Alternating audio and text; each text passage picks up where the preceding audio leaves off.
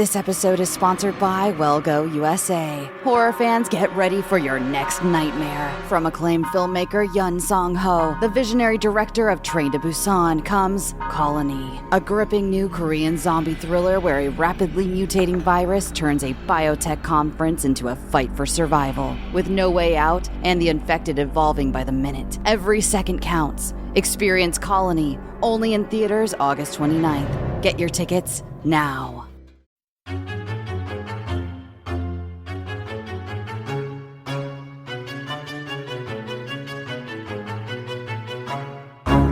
I hate to say it, but his parents have been feeling unwell as of late, and I'm staying with them to help take care of Alex. Oh, sounds serious. Oh, no, it's not serious. Nothing terminal. It's just a touch of consumption.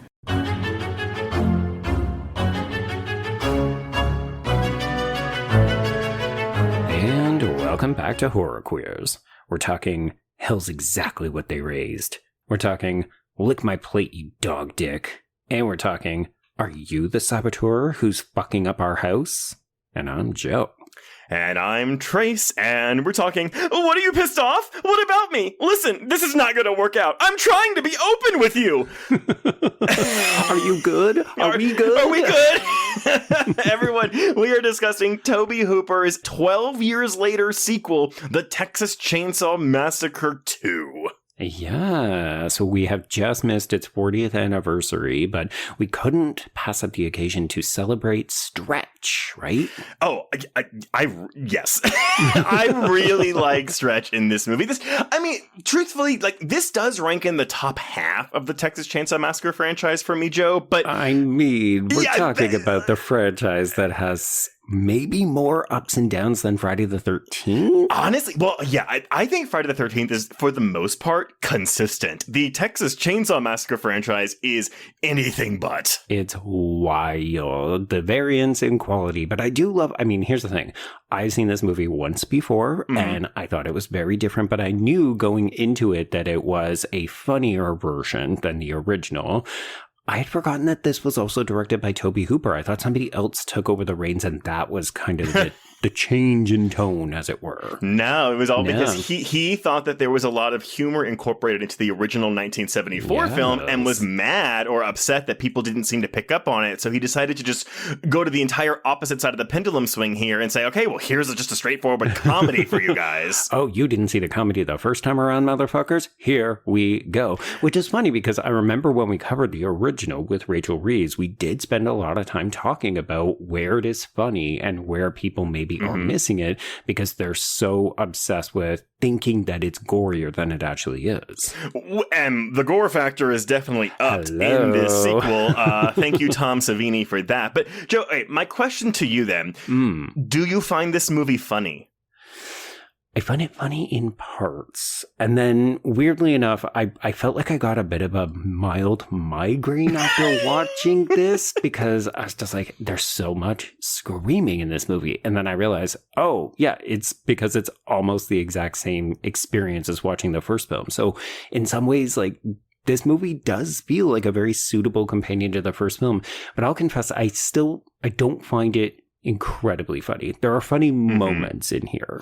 I'm right in the same boat with you. I think we're actually going to align more in this movie than I expected walking into this recording. Okay. I really admire this movie just because I do think Caroline Williams is a really good Stretch, a really good final girl. I think the production design of this movie is amazing. I love the Sawyer layer. Love it. Yeah, it's all good. It's so colorful. Tom Savini's makeup effects are really good. But yeah, I'm kind of right there with you. I think this is funny in fits and starts, but it's more manic than anything. And I think I would find this an easier film to watch because I can't pinpoint the exact spot, but there's a point in the third act of this movie somewhere where I'm kind of checking my watch. You're tapping out. Okay, yeah, I'm kind of done. Is this almost over? And I think the fact that this is a 100-minute long movie is one of the weaker aspects of this film. And I'm aware that I'm a complainer about runtime a lot, where I'm like, it'd be better if we just cut 10 or 15 minutes out of it. But I really think that applies in the case of this movie. But I don't dislike this movie, but I'm not as consistently entertained by it as I think that some of its biggest fans are. Right. Yeah. I'm in agreement with you. I think there are a couple of points where I look at the film and I'm like, we're still doing this. And I kind of wish that we weren't. But overall, I do think that there's a lot to admire about the film, and I wish I could see what the people who love this movie to bits are seeing, because I'm not quite there with it. But in terms of, choosing to come back to this property after so many years and saying, I'm going to try to, in some ways, almost remake it, but do it in the way that I want people to see the original, that's a bit of a baller move. So yeah, I don't have a lot of experience with Tobe Hooper, but I do respect him as an artist because I do feel like he's often challenging himself. Oh, I'm in the same boat. Yeah, I haven't seen all of Tobe Hooper's films. Like I've seen his 2 Chainsaw films. I've seen Poltergeist, but like a lot of his smaller films, you know, like Invaders from Mars or Life Force or Eaten Alive. Like I haven't seen, or The Mangler, if we want to go there. Right. I haven't seen those, but from what I can gather, he's always had kind of a raw deal in Hollywood, and I empathize with him. But at the same time, I really respect him for, just keeping this output up, man, because he kept working. He did. And folks, in case you missed it, it's not something we like hugely advertise, but we've definitely never really said it on the podcast. You would have to keep track of us on socials. But we did actually watch his Salem's Lot miniseries because we contributed to the Arrow 4K release that came out, I want to say last year. Earlier this year. So you can actually go and watch a video essay that we prepared for that. So we are familiar with one of his better known and better respected entries. I can't believe I forgot about that because we spent so many hours working on that essay. So many, because we had to read the book too. Yeah, we read the book. It was a new property to us. We'd never read the book. We'd never seen the movie. We'd only seen the remake. Hey, Patreon episode on that one, by the way. But yeah, and y'all, before I get into my production, I'm going to say this right off the bat. There are 2 Texas Chainsaw Massacre movies that are primarily comedies over horror films. Right. And I think what you are going to maybe be disappointed to hear Joe and I say is that here we go. Both of us prefer the other one to Texas Chainsaw Massacre 2. And the other one in question, of course, is The Return of the Texas Chainsaw Massacre, or The Texas Chainsaw Massacre: The Next Generation, with Renee Zellweger and Matthew McConaughey, which is campier than this movie, yes. I think is what I'll say. Yeah, I think it's an easier brand of comedy for your and my sensibility. Folks, we also have an episode on that one, so you can hear us cackle with delight and talk about how we should be talking about Darla way the fuck more. Very much so. So, I don't know. If we are immediately turning you off by saying that, sorry about it. Keep listening. Indeed. And if you want to hear us trash a movie that is like trying to do something and doing it horribly badly, we do also have a Patreon episode on that new Texas Chainsaw Massacre that came out on Netflix back in 2022. Okay, I'm just telling you right now, I have softened on that movie. Okay. I think that movie is a lot. It's not a good movie. It's not a good movie. I think it's a lot of fun, and I think the set pieces are really good in that movie. So you know what? Yeah, no, I actually think if you listen to us, we will say something on that. Oh, level. Yeah. The messaging and the themes that movie is working with, it mishandles very poorly. But, again, as an 85-minute movie that's just a fun watch, it gets the job. Again, not a lot of competition in this franchise, mind you. Right. Yes. Okay.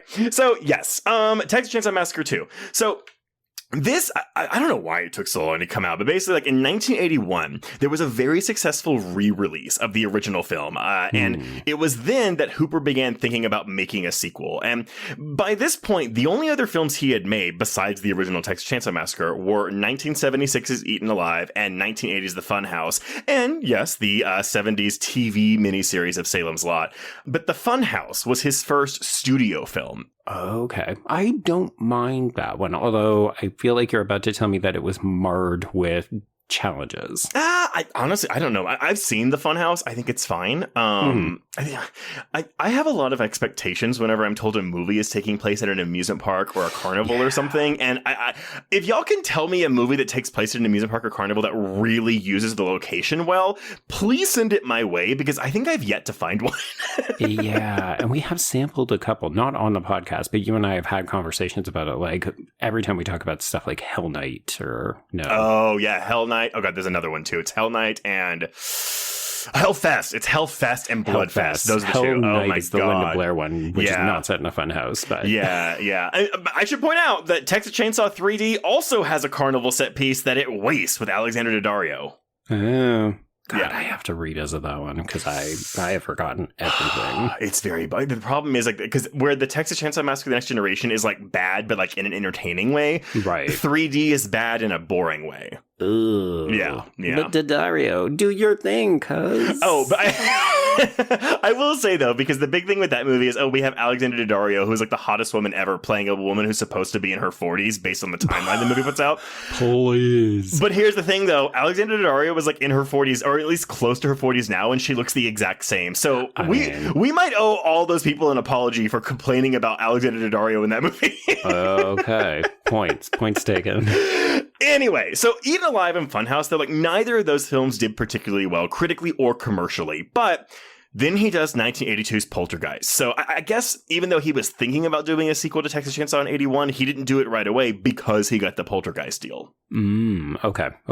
But after Poltergeist, Hooper signed a contract with Cannon Films to direct 3 movies. And Cannon, I don't think we've ever really delved into Cannon Films. I confess, Joe, this is something new for me. I didn't really know who Cannon was until a friend showed me the original Masters of the Universe a few months ago. I was going to say it's because they were making a very different kind of film.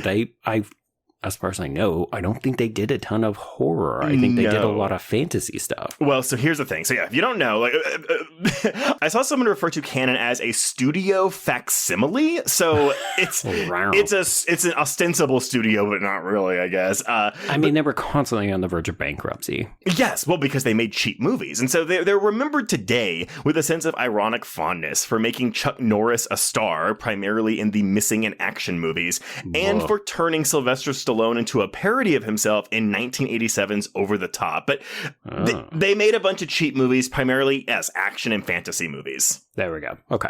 But still, Cannon allowed filmmakers a relatively free rein in their products because they weren't spending that much money. So the two heads of it didn't really care about the end result of the film so long as the film could be released. And oh my God, the standards, the low standards. Well, and so like Roger Corman and his studio, New World, Cannon's business strategy allowed filmmakers to improvise on a tight budget. And I think we can also put Troma Entertainment in this kind of same wheelhouse, although they're maybe lower than Cannon in terms of the quality of their films. And probably smaller budgets, if we're being honest. And again, these are already small budgets we're talking about here.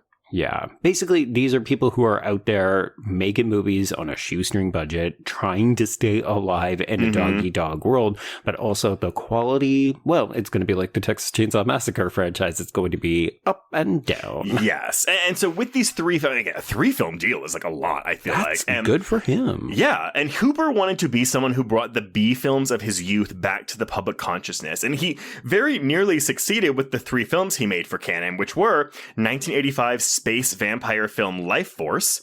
That could be a stay tuned. I've seen people reevaluating that film, and it sounds messy but interesting. Yeah, I really want to watch it. The other one is 1986's remake of Invaders from Mars. And then the 1986 sequel, Texas Chainsaw Massacre 2. But this is wild. Hooper initially planned to serve only as producer on Texas Chainsaw Massacre 2, but was enlisted as director when he could not find a director that the producers at Cannon could afford. Oh, wow. Yeah. I can't wait to hear how big or small the budget for this movie was. Okay, so enter screenwriter L.M. Kit Carson. I'm just going to call him Carson from now on because, Jesus. But he had met Tobe Hooper at the Chicago airport back in the 70s when Hooper was going to Cannes with the original Texas Chainsaw Massacre. And they maintained a steady friendship after that. And Carson then went on to co-write Jim McBride's 1983 remake of Jean-Luc Godard's Breathless, starring Richard Gere. Yeah. After that, Carson adapted Paris, Texas for Wim Wenders. Good movie. But Paris, Texas, though, won the grand prize at Cannes, putting Carson on the map of serious screenwriters. And I'm pulling all this, by the way, y'all, from like all the bonus features on Shout Factory's Texas Chainsaw Blu-ray of this. But Carson said in this interview, he didn't want to be on that map of serious screenwriters, and he looked for something to do that would immediately take him off of it. Don't treat me like I'm serious. Let me get back into the B-movie muck. Basically. And so right around that time, so this would have been after May of 1984, but I feel like it was actually early 1986, Tobe Hooper reached out to him and asked him to write write Texas Chainsaw Massacre 2. Because again, they've been friends for 12 years at this point. All right. Hey, airport buddy, do you want to work with me on a movie? Oh, Right. Who makes friends in the airport? I mean, there were no phones back then. So, I mean, sorry, no smartphones back then. I'm going to say there were absolutely phones back then, We didn't sir. have phones in the 70s. I'm sorry, but in Texas Chainsaw Massacre 2, we have car phones. We do. I know. I was like, Yes. whoa, 1986 car phones, man. To which I said, how rich is Buzz, apparently? Okay, so for their approach, Hooper and Carson both agreed that TCM2 had to be very different from TCM. And Carson said that the key to the first one, he said, was that it was outrageous. So he had to find a way to be outrageous in another way for the second one. And yes, there's a whole story. Hooper felt that there was comedy in the first film. No one saw it, blah, blah, blah. Right. So the script that Carson originally wrote was much more of a satire, or an obvious satire, than the original film was. Okay. And so what they were working off of, they said, okay, the first one, the victims were hippies. So Carson and Hooper wanted to figure out who the next group of victims were going to be. And Carson went to the mall in Dallas and saw a bunch of yuppies in sweatsuits buying all kinds of stuff. So he chose them. Welcome back to the 80s, everybody. Yep. The first idea he formed that wound up in the final film was the idea of the Sawyer family winning a chili contest surrounded by a bunch of yuppies. And they decided to then center the film around the family itself as opposed to the victims. And this is the movie that introduces the name Sawyer to the franchise. Right, because I think even when we covered the original, we had to keep reminding ourselves we never learned that name. Yeah, it's just the family. Right. And I guess they had the idea for Dennis Hopper's Lefty character pretty early on, but to add some connective tissue between the original film and the sequel, they made him the uncle of Franklin and Sally. But here's the wild thing, Joe. In the original version of the script, they had him eventually discover that Stretch was his illegitimate daughter. Oh. Yeah, I know. Do we like that better? I mean, it's sillier and soapier, and I think if the film was more On that serious. Well, yeah, exactly. I think it goes into the comedy they're trying to work with here. But if this was a serious film in the vein of that first movie, I think that would have been really stupid. Right. Yeah. It's on par with, making Michael and Laurie siblings, which I think is okay, but also kind of not great. It makes it a bit too much of a retcon. Even making Lefty the uncle to me was a little, well, do we need that though? Well, because an aspect of this film is they were trying to parody the John Hughes teen movies that were out at the time. And actually, if they had made Stretch Leatherface's long lost sister, that could have been seen as a direct parody of Halloween 2. That is totally true. Yeah. But they don't do that, so it's fine. They do not do that. But it made sense when they were writing it because the film they were writing dealt heavily with themes of family, and apparently it did work really well, in theory, paralleling the two families against each other. Sure. Yeah. I don't know. But yeah, we're satirizing the John Hughes teen movies. The poster for this film famously parodies the poster for The Breakfast Club. So people that didn't realize this was a comedy when they went to go see it. Yeah, to me, that's always the biggest tip off because I feel like you're going to tell us about the reception, but this movie was not well received at the time. No. And it's wild to me. It's such an obvious visual homage. And I'm like, that alone should have told you what the tone of the film was. Comedy. Yeah. I mean, and honestly, I think it's just a thing where it's because that first film was so influential, so terrifying for so many people. It's even if you told someone, hey, Texas Chainsaw Massacre 2 is a comedy, I don't think they would still walk into the movie expecting a comedy. I think they'd be saying, no, I want that first one again. Yeah. And maybe people are saying, oh, how do you make a cannibal comedy? It just doesn't work. So it's got to be scary. It's got to be people eating each other. There's chainsaws in the mix. How funny? Yeah. No. Well, and so going back to the John Hughes of it all, though. So the way they tapped into let's do a teen movie out of it is by giving Leatherface an inner life. He was the teenager of this movie because he's kind of stunted growth and things like that. And also baby's first sexual experience. Yes. And he didn't have an inner life in the first movie. So they gave him one here, had him fall in love with Stretch. And the intended tone was comedic with the intent to blow people's minds. That's a quote. In another way with this ridiculous love story between Leatherface and Stretch. And so again, they knew this is dumb as fuck, but it's going to be awesome. So Here's the thing. I think that the stuff between Leatherface and Stretch is one of the film's most successful aspects. I 100% agree with you. Like, love it. Would have taken more scenes of them together, frankly. Same. So basically, though, the way that the Sawyer family was portrayed this time around was totally eccentric. The heart and soul of each of them was absurdity, which is not something I think really, if that was the intent of the first movie, didn't really come across. I will confess, I don't think absurd is the word I would use to describe these characters. Like, I will confess, I find Chop Top very scary. Like, Bill Moseley's performance to me is so unhinged. I find him... It's like when you don't know how somebody is going to react at any given moment and the threat of danger is just ever present. The unpredictability, you know, I was not surprised to discover that this is one of his most famous roles, if not the most famous role. Oh, yeah. Very unsurprising. I mean, I think he straddles the line between comedy and terror, like, very well. Because, I mean, 90% of his dialogue is jokes.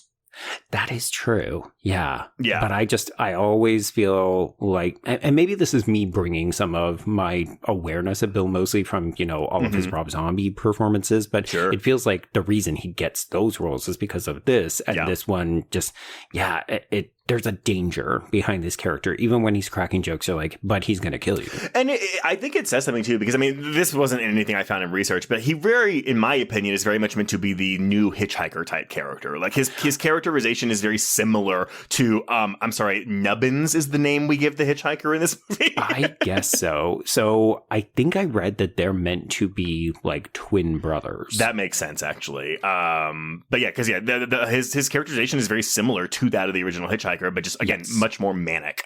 Yeah, well, or maybe on par manic, but with better jokes. Right. Yeah, sure. Okay. The first draft of the script took 3 weeks to write, and they were about to begin pre-production, but that got delayed because they had run an initial budget on that script, which Cannon deemed too high. So, right, too pricey. Get it down. Yeah, exactly. So Cannon was forcing Carson and Hooper to go back and cut stuff out of the film to bring the budget down, and by the end of March 1986, they were headed to Texas to secure locations.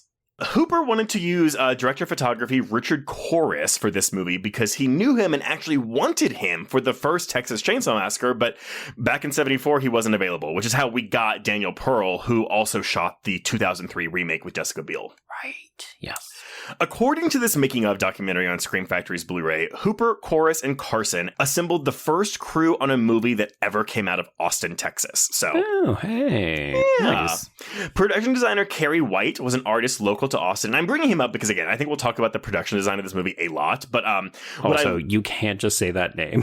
Oh no! Okay, so Cary. There we go. I was like, and this production designer made rocks fall from the sky. So I was thinking about that when I wrote this, but not when I just said it. But here's the wild thing, though. So Kerry White, who again does an astounding job with the production design for this movie, he would go on to be the production designer for some Robert Rodriguez films like The Faculty and Spy Kids, but also for teen-oriented fare like Mean Girls. Not where I thought you were going to go with that sentence. I looked at a lot of his filmography. He really didn't do a lot of horror after this. He did a lot of teen movies. Okay. I mean, way to pivot. Yeah. They started pre-production in April, and they had a month to put everything together. Now, let me tell you this. It is April of 1986. Cannon had set an August 22nd release date. So they are doing pre-production 4 months before the movie is supposed to be in theaters. Oh, shit. Because you said, a month of pre-production. I thought, that's almost a language, we're just taking our time. What do you mean we're going to shoot a movie and edit it and have it out in 4 months? What the fuck are we doing? And so, again, I'm very empathetic when I hear stories like that. So when I'm looking at a movie and I'm like, oh, this is kind of like a rush job. This is a rush job. Jesus, fuck. So they didn't even have a location when they started working on pre-production, and there were constant worries about putting a large enough crew together. They were under extreme pressure to get everything done as quickly as possible. So They found the main space they would use for filming, which was what used to be the printing press factory for the Austin American-Statesman. Hello, the rival of my day job. Oh, fuck them then. No, they're great. Okay. But this printing press factory was an enormous room that was 175 feet by 120 feet and 90 feet tall. And I had to look because I was like, well, how big is that? Because they keep talking about how big. Well, they were talking about how big it was, but I looked it up. A football field is 360 feet by 160 feet. So it's not even as big as a football field. Okay, but you're talking about this is the amusement park set that we filmed the layer in and all the finale stuff in? Yeah, it seems to be the underground layer is what we're using this space for primarily. Okay. Yeah. But I think also a lot of the interiors, like the radio station, also might have been in there as well. But Carrie White, started building a model of of that space and using tubes from paper towels and toilet paper to build that basic tube structure of the underground layer in diorama form. Okay. Then he tried to figure out where the other spaces of that building might be because, most of the film was shot right there in this printing press factory, or this former printing press factory. Neat. I love it. Yeah.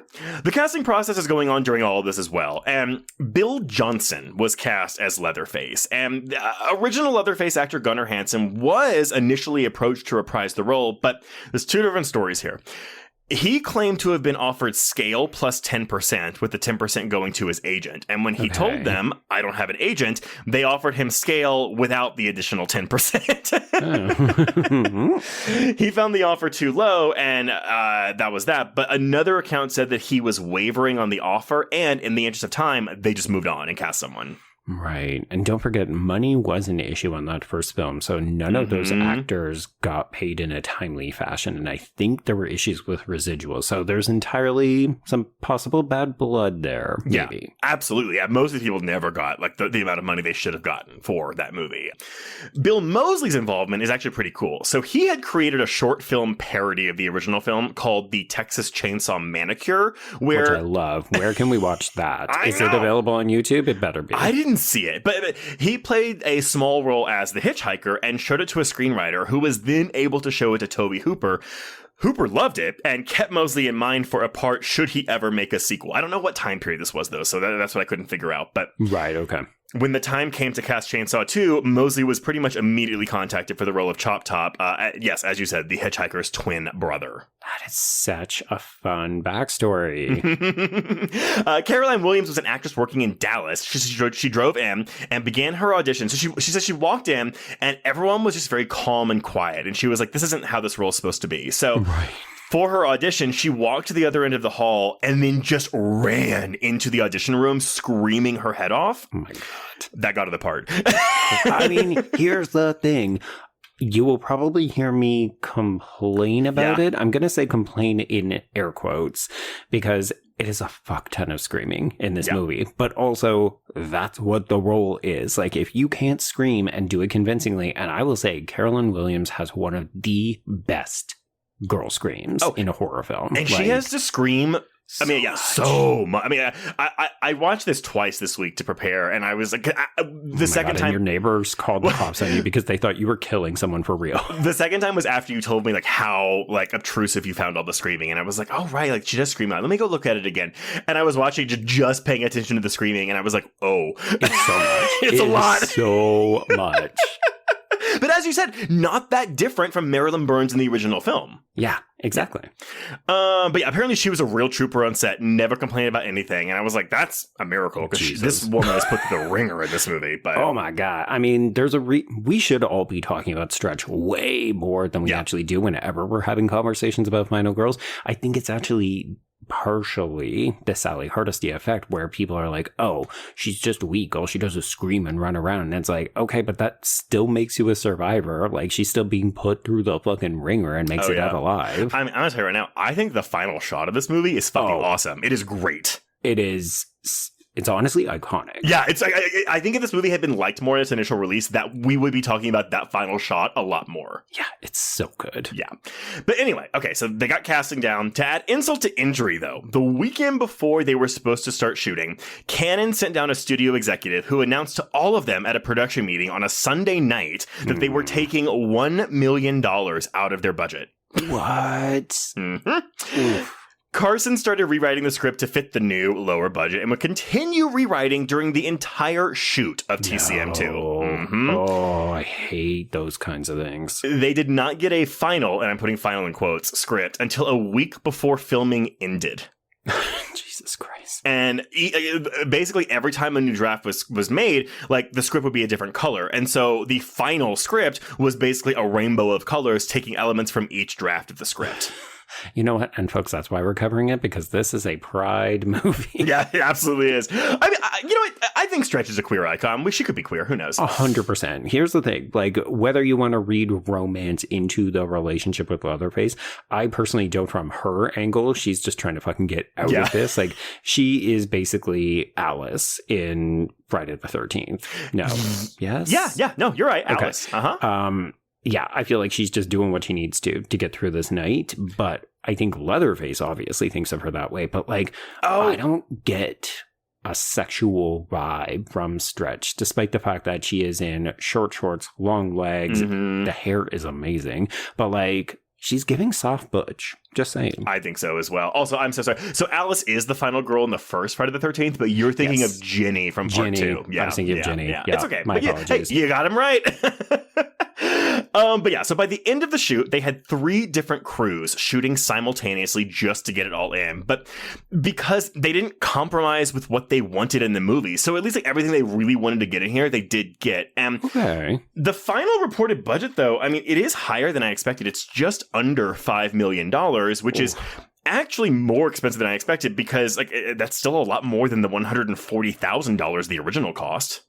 Right. I mean, you're never going to be able to capture that lightning in a bottle again. And as you said, this is more than a decade later. Some movies are costing more. Well, and this is like after the slasher boom of the 80s, like a boom that was directly inspired by the original Texas Chainsaw Massacre. Now it's, okay, well, what does this franchise look like after slashers have become a big thing? And actually, they've already peaked, crested, and fallen back. Like, by the time this movie comes out, people are getting exhausted by slashers, if not already, like, please make them stop. You are 100% correct, with the exception of one thing, and that would be the Nightmare on Elm Street franchise, which saw its biggest grosses. Its biggest grosses came with 3 and 4, which were released in 87 and 88. Okay. So that's basically the unicorn that we're chasing. Yeah, but it's different than a regular slasher, right? It's all about the makeup effects and the dream sequences. It's not just a, guy running around with a knife killing people. Also, I think more expensive budgets on those, because by that point we were doing those elaborate dream sequences and the really top tier deaths. And it's New Line saying like that's your studio. It's not a studio facsimile. Oh, you're saying canon is not the house that Leatherface built? Apparently not. But yeah, so shooting began on May 4th, 1986, ending exactly 2 months later on July 4th, 1986. And I'm sorry, when is this film coming out again? August 22nd. Fuck off. But so because of that, post-production started 3 or 4 weeks before they wrapped on July 4th, meaning they set up an editing room on the set in that Statesman printing plant, and editor Elaine Jakubowicz came from LA and started cutting the film. And so between takes, like Hooper's directing the movie, between takes, Hooper would go and sit with him. Yeah, exactly that. Yeah. So they made a cut and had a cast and crew screening at Canon Studios. The audience laughed throughout the screening, and they were like, cool, we did our job. After that screening, though, Canon executives said, wait, we want to see monsters. That's what the audience wants. And apparently they were stunned that the film was a comedy. Oh my God. We are in this territory again. You greenlit a fucking movie, but you didn't actually know what you were paying for. That's a you problem. And screenwriter Carson said, if you read the script, you would know that it was intentionally funny. So everyone, for our longer discussion of this phenomenon that happens more often than you'd think, please go listen to our episode on Serial Mom. Right. Mm-hmm. Yes. But yeah, so this was the moment that everything changed, as the Canon executives had them cut a bunch of stuff out. Okay, so then this is where, so this is actually where Stretch being Lefty's daughter was excised from the film, which again, so there were other things that were in the script that they cut out. I don't know what they were. Right. But either way, like, Carson was bummed to cut that out because, in his words, the Stretch Lefty relationship tied everything thematically together. And so he said that even though we did get everything in for the most part that we wanted in there, the final film is a, quote, product that Canon created. Oh, wow. That is not enthusiasm for your own film because this is a compromised version. This is not what you wanted to deliver. No, not at all. And so that's really disappointing. But hey, the movie's still coming out August 22nd, so we've got to get a rating for this movie. The MPAA gave this movie an X rating. Really? Yes, and rather than cut the film down to get an R rating, Canon Films decided to release it unrated because, well, likely because of the deadline more than anything else. Like, they didn't have time to cut things out of it to make an R rating, so they were like, fuck it, just release it unrated and that'll be that. It's also, you would have to pay people more for another edit. I can't remember how it works if you have to pay the MPA to review the films. Folks, if you know, let us know. Yeah, it might be a case like, all those podcast awards we want to get nominated for, but it costs like $500 per submission. Yeah. I mean, everybody's got to make money somehow, but I'm willing to bet that you're right. It's just, our back is up against the wall. We've got a release date. They're probably already advertising the film. Yeah. But the problem is, I mean, I think to some horror fans who would look at it and say, an X rating, ooh, this is going to be gnarly. But we also know that X is kind of a kiss of death. But that's the thing, though. So they turned down the X rating and said, we're not going to have an MPA involvement in this. So they just released it unrated instead of X rated, which was even more unheard of. Yeah, that gives you even more additional problems because I imagine that there's a bunch of people who are just like, we're not going to touch it at all. Exactly. But it ran into many issues in other countries. Like, this movie was banned in Australia for 20 years. What? Yeah. That's wild. The release in your neck of the woods, Joe, in Ontario, had 11 minutes cut out of it when it came out. I'm sorry, 11 minutes? From 11. Yeah. Like from an hour and 40 long film? Okay. The BBFC in the UK told Canon that 20 to 25 minutes would have to be cut for it to receive an 18 rating. So they just gave up and stopped submitting it and didn't release it in the UK. Wow. That is, honestly, this is baffling because this movie has some gore, but it's really not that gory. This is the thing where, again, nowadays, the comedic aspects would downplay the gore. Like, we could get a film like this release as long as they say, it's there for jokes. Like, this isn't very serious. This isn't torture porn. Exactly. Yeah, Back then, we hadn't made that distinction yet. It doesn't sound like. Okay. Yeah. But either way, it was released on time in the United States on August 22nd, 1986, opening in the number 5 spot with $2.8 million, which was more than half of its budget. So, I mean, a decent start, I guess. The number 1 film that weekend, though, was David Cronenberg's The Fly. But here's the thing, though. The number 1 film that weekend, The Fly, earned $4.7 million. Okay. Yeah. It was its second week of release. But Chainsaw 2 would go on to earn $8 million domestically. And I don't have an international gross for you because it seems like, again, it didn't get much of one due to those censorship issues. I was going to say it got blacklisted in many other countries, so. It received mixed reviews from critics, not horrible reviews, although I think Roger Ebert did give this a 1 or a 1.5 because he was really upset with all of the gore in the movie.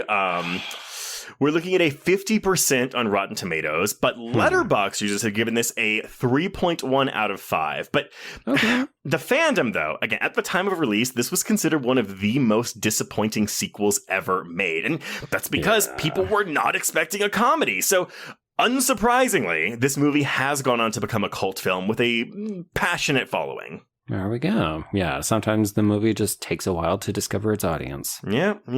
But, Joe... What happens in this movie?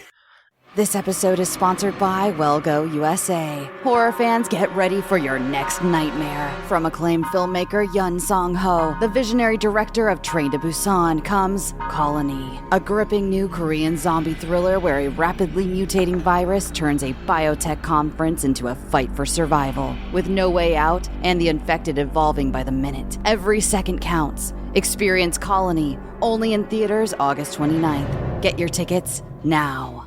Okay, so the movie begins much like the original with a bit of a scroll. We've got it. Do you know if this is John Larroquette again? I don't think it is, but I wrote in my notes. He is reading this script so fast. The girl babbled a mad tale. A cannibal family in an isolated farmhouse. Chainsaws, finger to bones. Her brother, her friends hacked up. I was like, dude. It's also so long. It's very long. I was like, I get it. This is, I mean... At this point, we would have VHS copies start, like, we're in the late 80s or the mid to late 80s, so we would definitely have VHS starting to make an impact. So people might have been able to go back and revisit the original film. But part of me was like, I don't know how much of the events of the first film really matter. You just need to remind people that there's a cannibal family on the loose. Yeah, and basically, like, all we really learned from this is, they never found any trace of this family. No victims, no house, no crime. So officially, on records, the Texas Chainsaw Massacre never happened. Exactly. And then we jump ahead 13 years. Yeah. Oh, by the way, we do get a full credit sequence with this score. The score composed by Tobe Hooper and Jerry Lambert. Okay. It's an actual score compared to the original film where it's like a lot of like noises. But it does feel directly inspired by Bernard Herrmann, the guy that did a lot of Hitchcock scores. I don't know if you picked up on that or not. I could see it. I'm having difficulty remembering exactly what it sounds like, so I'd probably have to hear it. I will say the reason I'm like honing in on this so much is because like I popped in the Blu-ray and it's one of those like live menus where it's showing clips from the film, but it's just playing the main like title track over it. Okay. And I think I was like cooking or prepping to cook before I actually hit play. Just left it on for 30 minutes or so? I just listened to this piece of score for the main credits like for like 30 minutes. Okay. Yeah, so it's seared into your brain now. I was like, is that the Psycho score, but like worse? No? Okay. Interesting. Okay, I'll have to go back and listen to it again. Yeah. All right, so we open on a pair of idiots. This is Cornelly Buzz, who is played by Barry Kenyon, and Rick the Prick, a.k.a. Gunner. Although I'm not convinced we ever hear the name Gunner spoken aloud. I could be wrong. I do not have that in my notes. Okay, yeah. I was like, it's on the Wikipedia page and everything, but I was like, I don't know. He introduces himself as Rick. So anyway, this is a character played by Chris Doritas, and I was like, who are these guys? Did they go on to do anything? I don't think Kenyon did much. Doritas is a super famous music supervisor. He has worked on a bajillion movies. Holy shit. Okay. Yeah. Wow. Yeah. Go look at his filmography. You will be impressed by the films that he has worked on. You have 100% heard his stuff. Oh, wow. Okay. Noted. Yeah.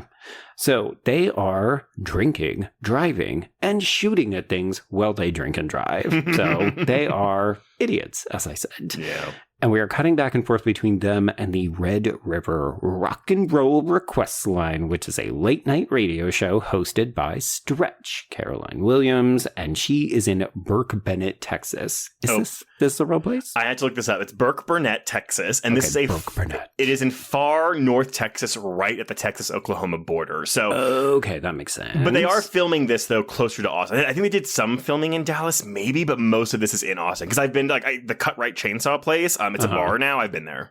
Oh, yeah. Yeah, you did that before you moved because there's a whole Texas Chainsaw Massacre kind of tour stuff, right? Put together by me, yes. Ooh, right. So I know that there were stops that I have seen many people take pictures of. Yeah, there are websites that are like filming locations in Texas, and you can go find them, like things for like the faculty and stuff like that. But but I will say that the TCM2 doesn't have a ton of locations you can go visit because again, it's this printing press plant, but the bridge in this opening scene is one you can still go to. Okay, that's fun. Yeah.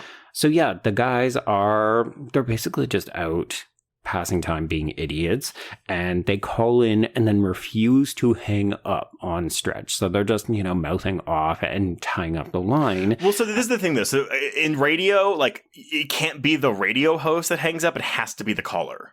I guess. Okay. Is this a thing? Because I didn't know. I wrote in my notes, why can't she hang up?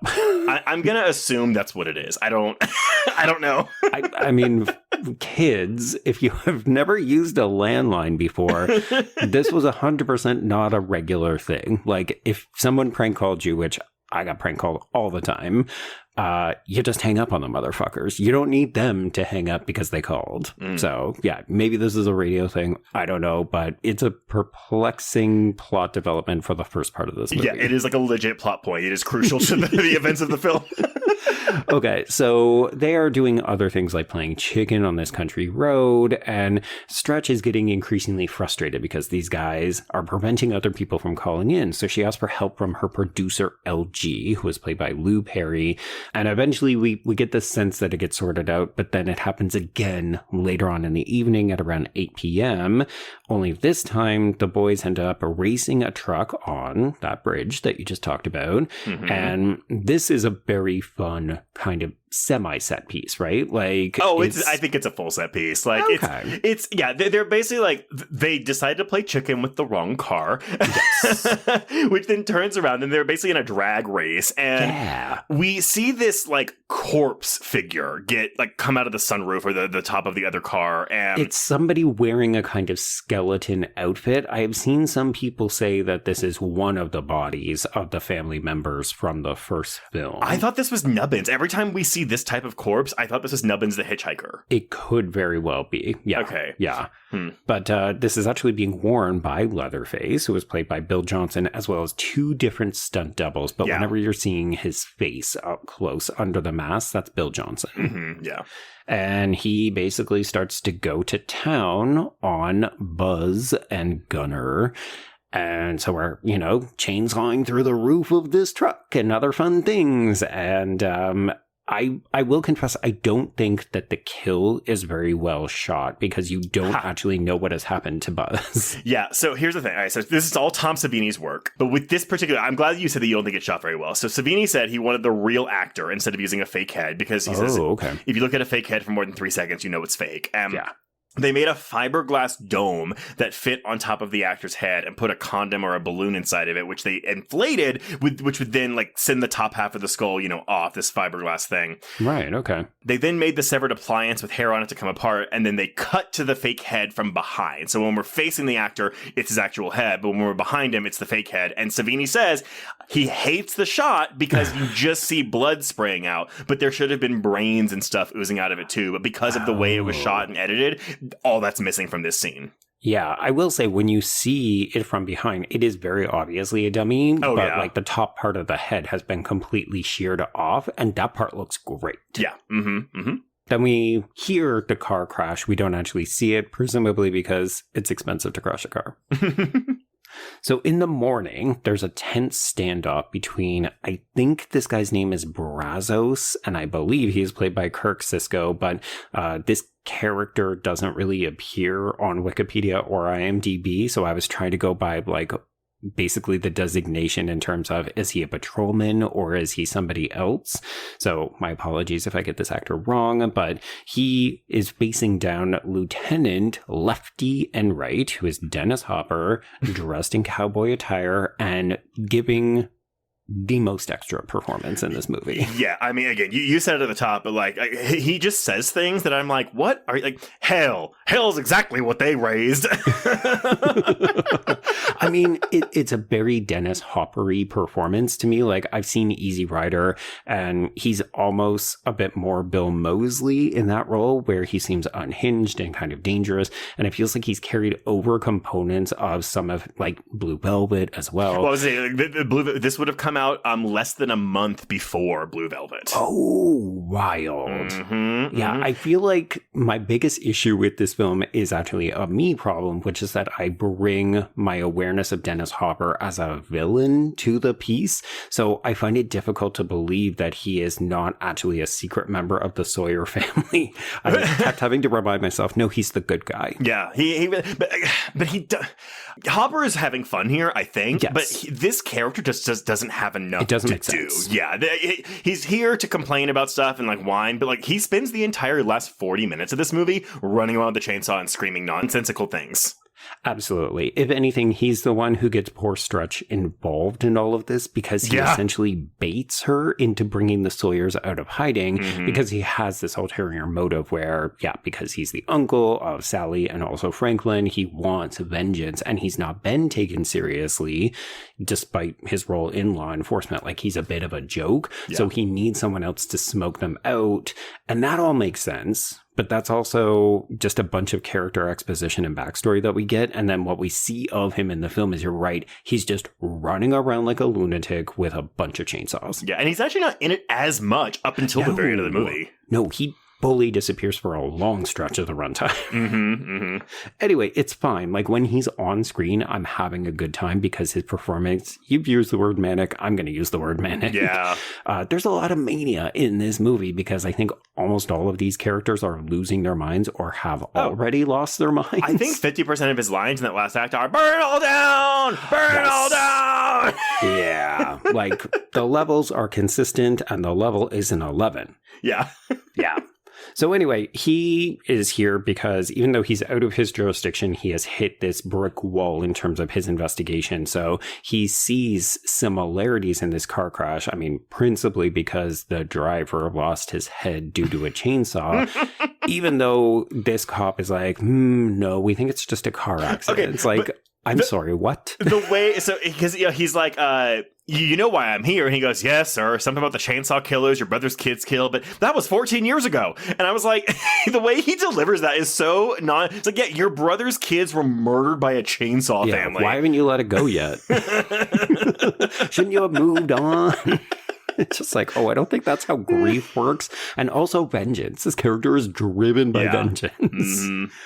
So, yeah, Lefty is treated like a wacko because he wants progress. He wants to see justice done, but obviously this is not going to happen. But they do come to some kind of agreement. It's basically, I will stop bothering you if you get something in the paper to reignite interest in the case. Yeah. And we will come to discover that what gets printed makes him sound like a lunatic and a joke, but it does still bring him to Stretch. It does. So we should note that the car accident was all recorded because Stretch will explain to Lefty when she shows up at his hotel room that they basically have a requirement by, whatever licensing bureau grants the radio its status or something. Maybe it's the FCC.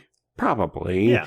So basically she has to record all of the calls. So she has a full unedited, basically audio snuff tape of these two guys getting killed. So she's like, I've got this tape. You seem like a laughingstock, but maybe you could do something with it. And he's like, cool. How can I use this to my advantage? We should also note that there is a Tobe Hooper cameo when she goes to knock on the door. He is one of the people milling around this hotel hallway because there's some big football game that is kind of in the background of this movie. Like, we will come to learn that the reason the chili cook-off is happening and the reason that Drayton or Cook is so excited is because this is a big money-making weekend because there's a lot of people who are coming in from out of town for this game. So what Buzz and Rick / Gunner say in that call to Stretch at the beginning is they are heading to Dallas for the Texas OU game. And there we go. That is UT Austin and Oklahoma State University, and that they are rivals. Like, they are, like, even so today, that's still a big deal. Like, I went to UT Austin, never went to a single football game because I could not care less. But like,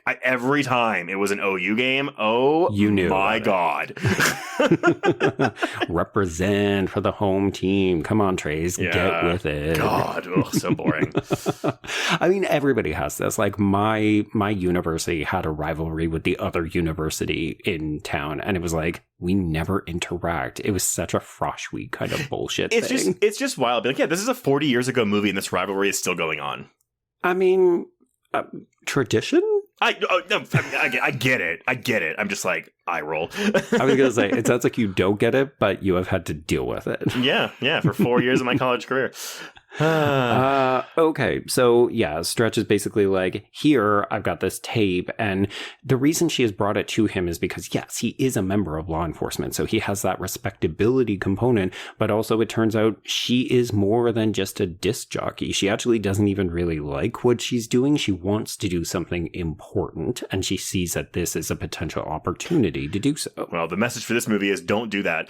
I mean, just really, stick with the job you hate. Don't overexert yourself. Don't go above and beyond. Just do your job and stick it. Yeah. The weird thing is that even though Lefty has not been taken seriously, and he hears that she has a tape that would prove what he is talking about maybe has some credibility, he doesn't even listen to the tape. He's like, no, get out of here. Yeah. Yep. It's like, okay, Lefty. So, yeah, she just goes away. She collects LG where he is downstairs. I think this is either in the cafeteria of this hotel or just in the lobby where we're hosts. Yeah, because he's making like a castle of French fries. Yeah. I want to say one thing, though. So Lou Perry, who, as you said, plays LG. So he was actually an assistant cameraman on the first Texas Chainsaw Massacre. Oh, fun. Okay. It's about to get sad, though. So no, I know. He met a tragic fate. He was murdered by 26-year-old Seth Christopher Tatum in 2009. This guy had recently been released from prison for aggravated robbery, and he was off his meds, had been drinking. He entered Perry's Austin, Texas home in 2009 and murdered him with an axe. Mm-hmm. Yeah. Absolutely horrible. He's got life sentence in prison in 2011. So, but either way, I don't know. Do you ever get that feeling when you're watching a movie and you're like, oh, this person isn't just dead, like they were murdered with an axe? Like, it's just, there's just something weird about watching that. I saw it brought up in a number of more contemporary reviews where people said that they almost have difficulty watching the film because of the nature of what happens to LG in the film and how it's not a one-to-one parallel. Like, he doesn't get killed by an axe in this, but he does get pretty badly beaten. And Skinned. I think for some people, it's really hard to differentiate between the fact and the fiction. Yeah, I think it's just seeing a performance from someone who I know and like 20 years after this, you're going to get murdered with an axe. Oof. Yeah. God. Yeah. It's also super weird because like I like LG. Mm-hmm. I could not figure out if he's meant to be a romantic interest for Stretch because he comes off like a father figure to me. But I have read some people say, oh no, he wants to fuck her. Like that's why he's bringing her coffee. That's why he's staying late and stuff. I was like, oh, I don't get that, but okay. Yeah, I did get more paternal figure from him as well. Yeah. But I was impressed by his performance, so I looked him up to see if he's done other things that we might have covered or that we might cover in the future. And like his Wikipedia page is basically dominated by the details of his death. And I was just like, that's also a terrible way to go because people don't even remember you as a person. They remember the details of your death. Yeah. Which I was happy to see that the killer doesn't have his own Wikipedia page. So at least that's there's good. that. Yeah. Okay. So, yes, we do have a chili cook-off happening, and it has already been decided, Trace, because Drayton Sawyer, a.k.a. Cook, who was played by Jim Sydow, and I did not remember him for the first film, but he is the gas station attendant. Here's the thing. I don't remember a lot of the parts until we get to the actual house. I'm just waiting for Leatherface to show up. So the only reason I say that is because, the cook, he's not like a big part up until the end, but there's that moment where Sally like escapes and she makes it back to the gas station, and there is a comedy beat here where he's using like a broom to like hit her. Yes. It's scary but also kind of funny at the same time. So I always remember this cook character. Yeah, he was the cook in the first one, but now he's given that name Drayton Sawyer. But there we go. It's nice to have this actor back at least because that does add more connective tissue between the two films. Agreed. And of course, folks will notice we're talking about the Sawyer family and they're just out and about. Like, they're not hiding in a derelict ball's house in the middle of, the Texas wilderness or desert, I guess. Desert? I don't think we have deserts in Texas, but it's okay. I don't know. How do Texas work, Trace? Is that like Canada? A dry desert-like area in Texas. There you go. It looks dry. They find that creek and there's no water, so... Anyway, they're just out in the city in this one, which I found really interesting. So I'm going to bring in one of two different references that I have for this. So I'm bringing in first Nat Bremer, who I have used as a reference on previous episodes. They wrote a piece called How Texas Chainsaw Massacre 2 Set Itself Apart from the Original and Why It Worked for Wicked Horror. And one of the interesting things that Nat talks about is like we're introduced or reintroduced to this character, winning this award, talking about money, talking like basically life is good for Cook. Mm-hmm. And so Bremer says, it is very much a chainsaw movie for the 1980s, making it not just a satire of the first film, but also of the decade itself. Things are very different for the Sawyer family here. They're not living in a backwoods farmhouse running a beat-down gas station. Now they're running one of the most successful barbecues in Texas. They've been able to carry on their work without interference for a decade. The suggestion is that the cannibals are thriving in the Reagan era. They're doing better than they've ever done before. I didn't even think about putting it into context of the Reagan era. That's really cool. Because part of me was like, okay, this is one of those long in development. Maybe it was never going to happen, and then we suddenly get it. But it's a completely different decade. It's a completely different context. And we did talk a lot about how that first Texas Chainsaw Massacre, like, it kind of draws from the economic crisis where people were losing their jobs in the factories, and that's why the Sawyer family had to turn to human meat production and so on. Yeah. And here it's like, oh yeah, we're still doing it, but because of the capitalistic boom of the 80s and Reagan, like, it's basically the villains who are prospering under Reagan, under capitalism in the 80s. Doesn't sound too dissimilar from what's happening today. I mean, if you're in, you're in. Yeah. I don't know how they're successful, though, because this host lady, this chili cook-off, she eats the chili and immediately gets a tooth in her bite. Yeah, they definitely need to buy some kind of like filter or sieve or something. He says it's a hard-shelled peppercorn. I was like, sir, I can see it from a distance that that's a tooth. I don't even need my 4K upgrade to know that is a piece of human anatomy. We'll complain about the quality of the meat decreasing later in the film, and I did find it quite funny. Yeah. You know what? It's hard out there for everybody, even the cannibals. Mm-hmm. All right. So meanwhile, Lefty silently tests out the merchandise. So he goes to the cut-right chainsaw. And I find this very funny because this old man is just standing there watching him test out all of these different chainsaws, like miniature ones, full-size ones. We've got a log out front that we can practice on that Lefty just goes to town on. There's no dialogue in this scene. No, he's just running around testing chainsaws. And once he actually starts using them, then the shop owner gets like excited. He's like, oh, yeah. Yeah. Use my products. Look at how good they are. I won't lie. There is something indelible about Dennis Hopper with side holsters for mini chainsaws. Oh, yeah. It feels right. Mm-hmm. Yeah. And, I mean, again, like as much as we're going to kind of harp on like, he's just like yelling around, running a lot. His dueling chainsaw fight with Leatherface is pretty awesome. I wanted it to be 2 minutes longer. Yeah, for sure. Mm-hmm. It was so good. All right, so Lefty ultimately goes to Stretch to ask her to play the tape, not really for him, on the show, Trace. Like, play the snuff tape live on the air. Yeah, and she really should have been thinking, why would he want me to do that? Like, what purpose? I mean, I guess... How does this benefit me? How does this help him? How is this not going to get us in trouble? Yeah, I mean, she says, like, I might get arrested for doing this because it's very much going against the FCC regulations or whatever. And granted, I mean, he does say it's because he wants, maybe a witness will call in about it, but it's like... Man, I don't know, man. Like you don't know this guy very. I mean, maybe she's if this was Gail Weathers going for her Pulitzer, sure, maybe, but maybe that's the aspiration Stretch has. I mean, again, we have to remember he is a member of law enforcement, so she trusts him. But yeah, this needed to be vetted. She needed to say, I don't know this guy well enough. Why is he asking me to do these things? Mm-hmm. Anyway, so she goes ahead and plays it, and then we get Cook's reaction because he's just driving down the highway in this truck that he uses, presumably to not just carry bodies, but also deliver things like chili and other meat products. And he is so pissed off. We don't get to hear the other half of the conversation, but he is on his own car phone, and he's like, you guys are going to kill me. Like, you are going to be the death of me. But then he starts spouting out slurs. Like, I'm not going to say all of them, but he definitely shouts, you fudge packers at one point during this conversation. Yeah. Welcome back to the mid-'80s. I mean, it's also like this area of Texas would, they would. Yes, right? 100% where they are. Yeah. Okay, so LG ends up leaving. This is when Stretch is playing the tape. She gets a silent prank call, almost as if to confirm that someone is at the station she is at the station. That's 100% says anything. Yeah.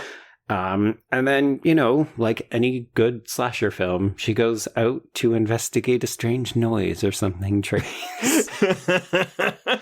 So this is our introduction to Chop Top, played by Bill Moseley. He is waiting for her on the couch. I'm so happy that we addressed the Sonny Bono wig, because I probably spent the first half of this scene just being like, what is up with the makeup? What is up with the hair? Something is not right with this character, apart from the fact that it's Bill Moseley and he's very, very scary. I love Stretch's reaction because she walks down and he's like, oh, I want to buy some radio ad space or whatever bullshit reason he gives. And she just goes, are you fucking crazy? We are closed. Yeah, we have not talked about William's accent, but it is magnificent. Like, everything has got that twang on it, and I fucking love it because, I mean, here's the thing. It's very scary to be a young woman in a dark enclosed space with this guy looking the way he does, in the middle of nowhere, in the middle of the night. And yeah, I mean, he's complimenting her. He's almost fanboying over her, but it's very uncomfortable. And it's not helped by the fact that he keeps lighting a wire hanger on fire, scratching his head, and seeming to eat what he collects under it. And he also knows a lot about pop culture. Like, he's talking to her and he's like asking if something's on the Rambo 3 soundtrack. I was like, all right, Mr. Culture Texan. I mean, I guess when you're just hanging out in an abandoned like amusement park, you don't really have a lot of other fun things to do. So maybe he just watches movies or listens to the radio all the time. Well, you know what? I bet you anything that's in the cars of the people they kill. Maybe. Someone probably had a Rambo 3 soundtrack. There we go. Ooh, let's just pop this in to cover out the sounds of murders being happening. Yeah. Yeah. Okay. So he ends up asking for a tour and she plays it the way that you probably should when you're uncertain how someone is going to react. So she acquiesces to this, but she's like, it's gotta be speedy. And then I'm going to show you to the exit. When we get to the exit, you gotta leave. But I love her because she's like, here's a lamp on the desk. Here's Mr. Shark. Yeah. She's basically pointing out things in like a 1 centimeter proximity of things. But it's like, it's a radio studio. It's not that big. There's the booth that she's in, and then there's the space LG is in, and then there's the space that they're in right now, which is kind of like a living room break area. So she's basically like, okay, there's the door. There's the fuck out. Okay, so I will say, I think this movie has 2 fantastic jump scares. And this first appearance of Leatherface coming out of the record vault, I mean, he just fucking bursts out. Yeah, because basically like, she stops by the record vault and Chop Top says something like, oh, that's where y'all keep all the records or whatever. And like, obviously. But as soon as he finishes speaking, the light turns on. The chainsaw is just like, there's no revving. It's just on already. And Leatherface just runs out. Makes no sense. But it's such a good scare. I don't even care. Okay, so I think that this movie very frequently is just referencing the first film. And this, to me, kind of kicks it off where it feels like this is the moment where he bursts out and grabs that girl and just like scoops her back up inside. Yeah, well, it's where he appears behind the door and mallets her boyfriend in the head first. Right. Yeah.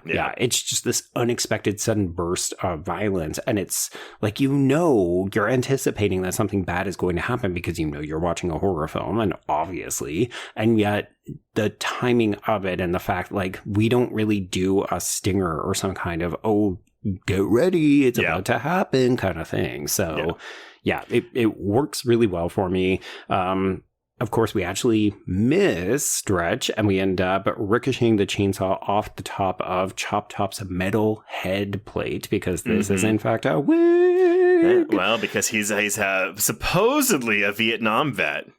Yes, and I do think that I'm not going to say it's significant. I went digging to see if I could find something. I think this is more of a cultural, historical kind of timestamp. I have seen a lot of people say, oh, this is how we also explain this character. Why he was not in the first film is because he was actually overseas serving during the events of the first film. That actually makes a lot of sense, actually. I also love that. So every time Leatherface like bursts out with the chainsaw, he does this little dance. And yes, he does. It's every single time. Like, he raised the chainsaw above his head and he just like does a little dance. And it was so funny because I was looking at this and I was like, oh my God. Because in Scary Movie 3, the Samara, like, parody actress, there's a scene at the very end where she has a chainsaw and she does this exact dance. And I was like, is Scary Movie 3 referencing Texas Chainsaw Massacre 2? Because this jig is only in this movie, I think. So I don't know. I mean, maybe. So Stretch ends up getting away because she sprays Leatherface with the fire extinguisher, and then she locks herself in a supply closet that has like a very heavy metal door and also a lock that a chainsaw can apparently not get through. Yeah. Mm-hmm. I like it. I think that this is, I said, oh, is it an actual set piece with the car? Obviously, yes, it is. But this moment here in the radio, it feels like the proper way that I want to see it. Like, I want to see Leatherface attacking people on his 2 feet, not in a vehicle. Oh, for sure. And again, I think Williams is already doing some good, because she's also kind of babbling incoherently. Like, when she locks herself in the room, she just starts screaming over and over, they live on fear, they live on fear, they live on fear. And I'm like, what are you talking about? Like, yeah, like, she is trying to keep things together in her head. And this is, you know what? Just repeat that phrase. This is going to get you out of this. So this is unfortunately when LG returns to the station. He's got coffee, and he just gets knocked down the stairs by Leatherface. He kind of eats shit over this mini banister, goes onto the desk, and unfortunately Chop Top just goes to town on his head with this hammer. And this is protracted. Like, I thought we were going to get a couple of hits. We were going to get a couple of close-ups. I said earlier, I don't think it's that gory, but when we do get the violence, it isn't afraid to hold back. Yeah, I think... it is not holding back. There we go. Got it in the end. Yeah, it's, again, like, the partial decapitation at the top, I think that's a big gore moment. But honestly, what happens to... Because I haven't seen this movie as much as I've seen some of the other better, more of my favorite entries in the franchise. There we go. Like the original. Maybe not better, just different. Yeah, like the original, like the remake, like Next Generation. But, so I truly... I have read my notes. Oh, yeah, he bludgeons LG to death, because I didn't think he was going to come back. Right. I didn't even notice, too, because at the... when he comes back later, shortly before he dies, if you look at his head, there's actually a dent in the back of his head.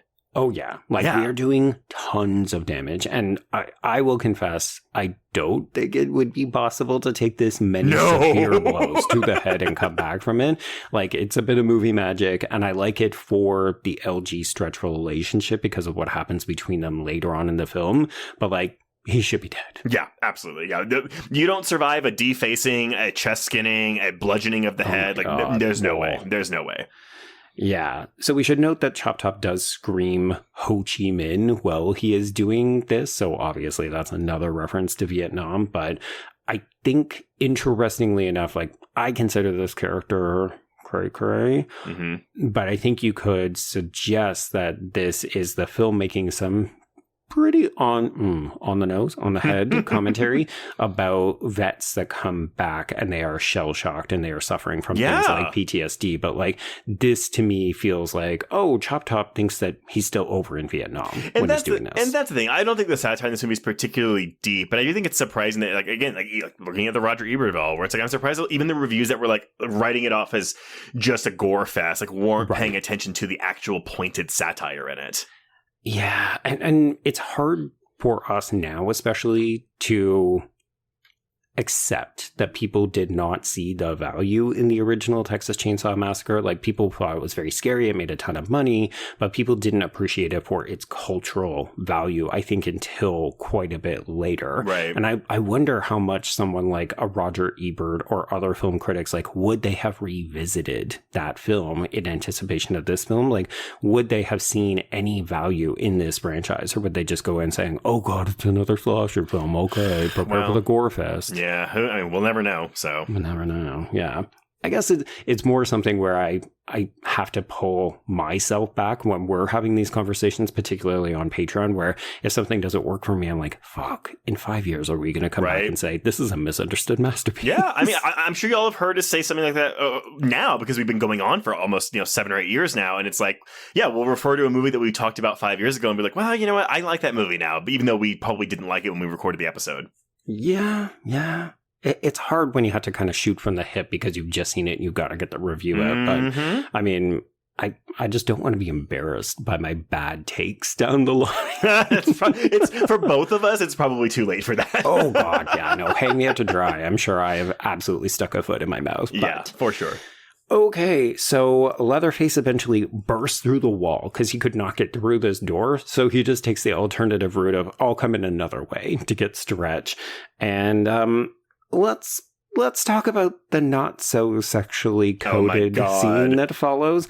So Stretch, as I said, she's wearing short shorts. She has these long, gorgeous legs, and she is sitting with her legs splayed out with a cooler of soft drinks and other beverages in ice. So there's a tub right between her legs.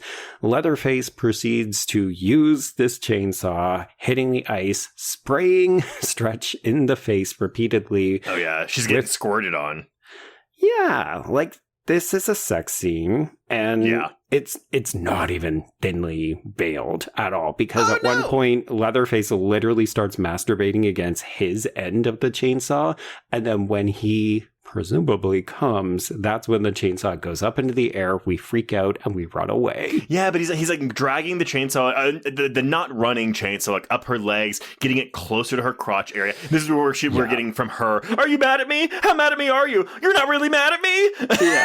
Yeah. How good are you? How good are you? It's so wild. I mean, again, like it doesn't even make a lot of sense, honestly, why she's asking these things. But I think that this is her performance. Like, she is losing her mind right now. Like, she is terrified. She's losing her mind, but I think she understands this is a bit of a juvenile, or I think you even said he's stunted.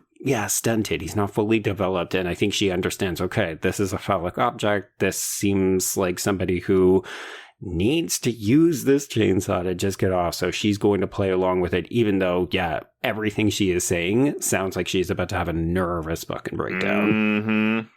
I mean, this is scary, right? Because typically in these movies, when people meet Leatherface or they are confronted with a chainsaw, they're about to die. Yeah, she doesn't receive any injuries from a chainsaw in this movie, but she encounters Leatherface multiple times and survives. It is, are you mad at me, or how mad at me are you? I do get a lot of comedy from it. I think the scene is very funny. I don't get a lot of horror out of it.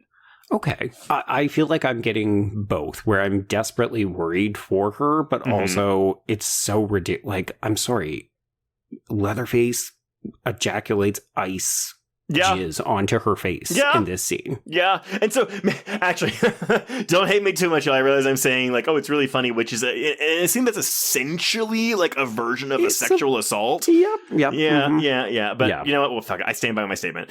No, I mean, I definitely think that this is meant to be funny. It's meant to be ridiculous. I think if people say, oh, this movie has a lot of camp to it, because it's not every day that you get your final girl, being sexually assaulted, but in a way where you're like, okay, but it's not at the same time, and it is played for comedy. Yeah. I appreciate it. That makes people feel uncomfortable. For sure. Oh, yeah. I mean, I won't hold it against anyone if they feel uncomfortable. I'm just a sicko.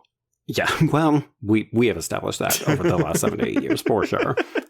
Okay, so Leatherface runs away from this scene because stunted. We're not ready to deal with, oh, wow, I just did this thing to this woman and then I came. So he ends up lying to Chop Top that he got Stretch. We should note, Leatherface does not talk, so Chop Top asks questions and Leatherface kind of nods. And guesses. And then because we think we have killed everybody, the two of them leave. So this leaves Stretch to then get into her truck and follow them out to the Texas Battleland, which is an abandoned theme park. And we'll get to the car chase in a moment. Yes, and I gotta say though, I put my notes here. Like as she's driving down, as she's driving, and the camera's like focused on her. It's shot very similarly to how Janet Leigh's car scenes are shot in Psycho, and the score in this movie sounds very reminiscent of Bernard Herrmann's score in Psycho. Okay, so she ends up fleeing on foot while this threatening car pursues her.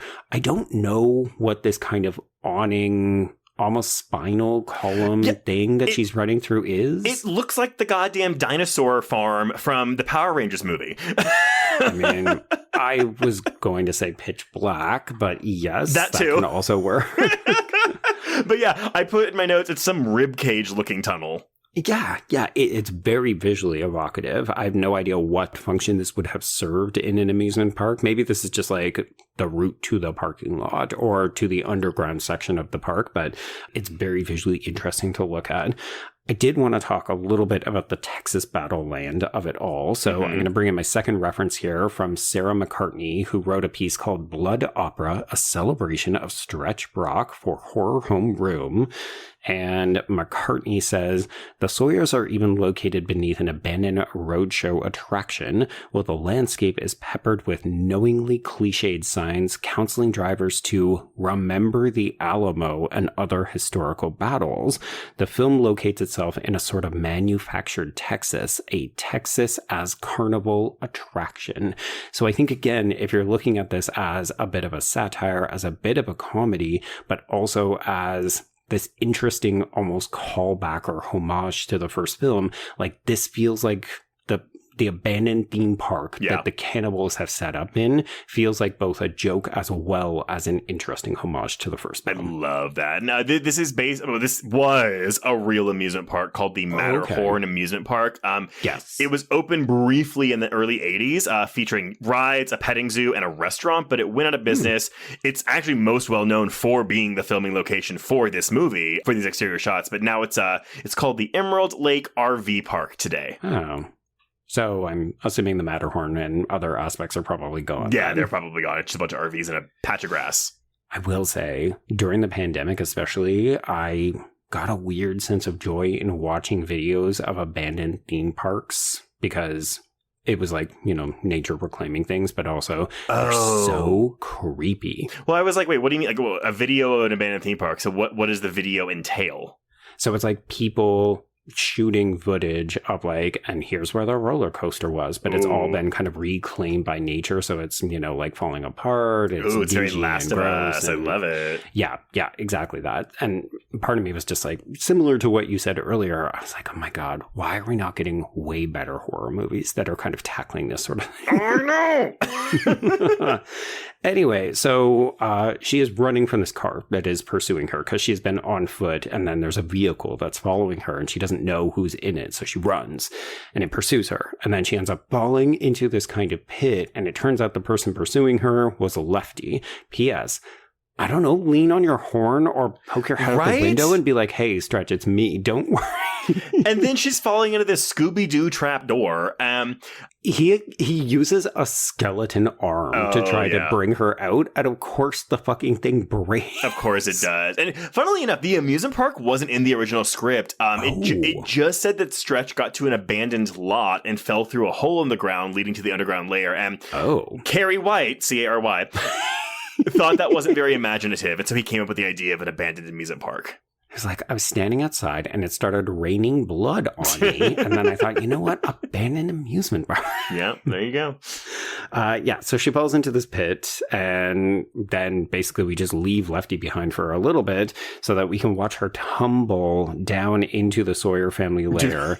We get some tumbles in this movie. Bill Moseley gets some tumbling way at the end of this movie that's wild. Oh, yes. But I do love the fact that, it makes not a lot of sense, what is it that she has fallen through, but I love that she ends up on a slide and kind of goes around a couple of times. Again, I would love to see a version of this movie that has a little bit more money so we could really, again, it already looks great, but add more of the ride components to it. Yes. What we do get is pretty fun, though. It feels like it's a lot of, these Christmas lights are doing some heavy lifting. Well, and that's just it's the same fucking tunnel. They just redress it and go back and reshoot it and go back and forth and whatever. Probably. Yeah. But what they dress it up as looks great. And they went to boneyards and found actual bones. They went to every single pawn shop or flea market and were buying as many cheap pieces of furniture as they could find. Anything they could get, they would just put in the set dressing here. Yeah. And it's so visually interesting to watch. Even when she's just running down this tunnel from Leatherface in a bit, I was like, love this production design. It's just visually very fun to look at. Mm-hmm. It's busy, but by design. Yeah. In a helpful kind of way that lends this space an authenticity. It feels like a real place that people have set up shop in. Yeah. Okay, so yes, she tumbles down into this lair, and this leaves Lefty outside. He's going to say a little prayer. He's going to start running. He's going to start screaming. Oh, and he will never stop screaming. I love. So he like charges into one of a ride of some sort, and he comes to a wall that has blood just seeping out of the bottom. Yeah, so he kind of gives it a kick to see what's going on behind there, and basically we've just been. I got the idea that this might be where they've been storing the trash. And as a result, it's just like, oh, when you're done with body parts we're not going to use, throw them here. So yeah, he kicks out this wall and all these innards just fall out. Yeah, and this is actually, I think, a pretty clever bit of filmmaking because we get an overhead shot of all these innards falling out of the ground, and it's done in jump cuts. There's multiple shots in here that are made to look like one shot. So it's like, you could tell they only had one shot of all this blood coming out, and they just repeated the shot about 3 or 4 times to make it look like a bunch of stuff was coming out. Okay, that's wild because I did not spot that. And I just thought, wow, there's so much shit falling out of this wall. It looks great. And then, again, one of Lefty's great quotes, "It's the devil's playground." Yeah, and this is where he basically starts saying the line he's going to say the whole time, "I'm bringing it all down." He spends the remaining 40 minutes of this movie destroying the infrastructure of this underground layer with the chainsaw. Yeah, if he sees a beam, he's going to cut through it. If you're a beam, watch out. Yeah, you're you know what, the true victims of this movie were the beams here. Oh my God. So Stretch wakes up in a room that is filled with hanging body parts. Again, fantastically set designed. And this is where she has to sort of hide because she can hear Leatherface flaying LG. She doesn't know that that's who's on the receiving end of it, but she knows enough to kind of stay quiet and try not to make a fuss. Unfortunately, she ends up accidentally kicking something out. It's so loud. She's so loud. It's like, girl, no. Anyway, this alerts Leatherface. He comes over and we get another romance-coded interaction. Of course, it's a horror film, so it's also disgusting. So he's covered in blood with this one hand, and he kind of strokes or cups her face, but it's the bloody hand, so he basically just coats her whole face in blood. Yeah, and I have a parenthetical in my notes here. It's very Jenny and Friday Part 2. There we go. Okay, great minds think alike. Yep. I do like this because I feel like I imagine some people had qualms with it, like, oh, this isn't the Leatherface I know and love. You know, why is he acting like a lovesick teenager? I don't know, but he acts like a child in that original film. I mean, he's scary, I think, because he feels like a child trapped in a man's body. That makes him scarier because it makes him more impulsive. And so, to me, this feels like, oh, now he's a teenager. Right. And he's discovering a little bit about himself, and he's attracted to this woman, and he wants to protect her. So we get this fantastic scene where he makes her wear LG's face. Oh, yeah. And she doesn't want to put it on. I will say, this face on her is so goopy. Yeah. It looks so fucking good. And I mean, we'll just say it, and it's basically evergreen for the rest of the film. She is so freaked out. She is so terrified. Yeah. She does not want any part of this. But I kind of love this as a simultaneously very disgusting and gross thing, but also a kind of super sweet thing. Yeah, no, it works on both levels, and I think you're spot on with that. But yeah, because, I mean, this movie is so much gorier than the original film is. But again, like that comedic aspect, like, but at the same time, I agree, like, this face on her face is brutal to watch. Yeah, it's very gnarly. I think it's because too, every time she moves, it like jiggles a little bit because it's not like it's not like glued to her face. It's like hanging on her face. Yeah, like this was a proper appliance that we had to make to look like it just got peeled off somebody's face, and it is wet and not quite hanging right, and it does move around. Like, this is not just a mask that we had the actor wear. Right, but this is essentially the engagement ring that he is presenting to her. Sure, yeah. Stay quiet, wear the face, I will protect you. So he ends up leaving, and this is where we get this stunning reveal that LG is not, in fact, dead. Yeah. And I will say, Tom Savini's makeup on his peeled, flayed face is so good. Yeah, and it's because like she didn't realize. I mean, as you said, she didn't realize she was wearing LG's face, and so like that realization that hits her is just real. Oh, it's very sad, actually. It's super sad. So Leatherface has actually left her kind of tied up. We did a little dance, and then we tied her up and kind of left her there, and she discovered, oh, there's only so much rope, I cannot get out of here. And then when LG realizes it's her, even though she's still wearing his fucking face. I'm sorry. There's a really good comedic beat though when when Leatherface puts the face on her for the first time, and she's like, "Is it wet? It's wet." Yeah, it's wet. I don't like it. Get it off. I'm sorry. I interrupted you again. So continue. No, it's fine. It's fine. So LG ends up cutting these ropes on her so that she can get out, and this is his last act. Like, he basically dies, not quite in her arms, but not in her arms. Well, and she puts the face back on him. Trace, I think that this is such a, like, what a fascinating emotional beat. You could lose this and be like, no, I gotta get out of here. I'm, petrified for my life or whatever. This is such just a genuine moment of humanity that I fucking love. It makes me want all the good things for Stretch. It makes me want her to get out of this. I agree. I'm conflicted on the choice to have LG's last word be kind of a joke. Like, he's kind of laying down. He's like, shit. And then he just like dies. And I'm like, okay. Like, it's very much like, oh, you got me. And then I get one more quippy one-liner and then I die. Yeah. Like, but he has a line before he dies where he says, I guess I'm falling apart on you, honey. That I actually did think was quite touching and very sad. Yeah. Yeah. Well, it's good. This does feel more paternal than romantic to me. Right? That's what I'm saying. Yeah. Okay, so Lefty continues to hack at the structure. I mean, this is basically all Dennis Hopper does in the middle section of the film. My note says, meanwhile, Lefty is still hacking away and spouting nonsense. Yeah, that's what he does. And this is where Cook is bemoaning the low quality of the meat and the high property taxes. So, it's just hard out here as a entrepreneur, a small business owner under Reaganomics. So, doing the best we can. Yay. Yeah.